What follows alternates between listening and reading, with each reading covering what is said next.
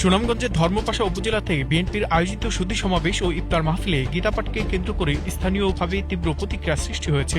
গত ২৬ ফেব্রুয়ারি অনুষ্ঠিত এই কর্মসূচিতে ইফতার বিতরণের সময় কোরআন তেলাওয়াতের পর গীতাপাঠ করা হয় বলে একটি ভিডিও সামাজিক যোগাযোগ মাধ্যমে ছড়িয়ে পড়ে।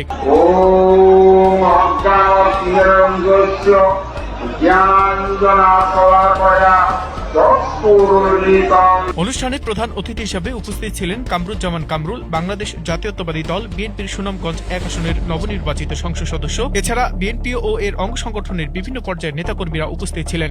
ভিডিওতে দেখা যায় ইফতার সামগ্রী সামনে রেখে প্রথমে কোরআন তেলাওয়াত করা হয়, পরবর্তীতে গীতাপাঠ অনুষ্ঠিত হয়। তাদের দাবি, ইফতারের ঠিক পূর্ব মুহূর্তে গীতাপাঠ করায় ধর্মীয় সংবেদনশীলতা প্রশ্নের মুখে পড়েছে। তবে বিএনপি নেতৃবৃন্দ পক্ষ থেকে দাবি করা হয়েছে গীতাপাঠটি ইফতার মাহফিলের অংশ ছিল না, বরং সুধী সমাবেশের আনুষ্ঠানিক কর্মসূচির অংশ হিসেবে তা অনুষ্ঠিত হয়েছে। বিষয়টি উদ্দেশ্য প্রণোদিতভাবে ভিন্নভাবে উপস্থাপন করা হচ্ছে বলেও তারা মন্তব্য করেন। এ ঘটনায় এলাকায় আলোচনা সমালোচনা অব্যাহত রয়েছে, তবে এখনো পর্যন্ত এ বিষয়টি আনুষ্ঠানিকভাবে কোনো লিখিত অভিযোগ দায়েরের খবর পাওয়া যায়নি।